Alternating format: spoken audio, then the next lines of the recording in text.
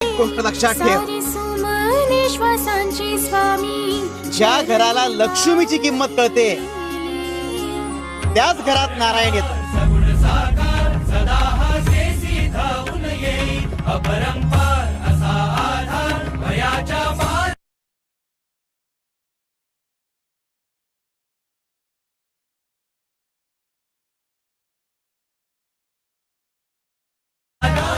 घेऊ नकोस,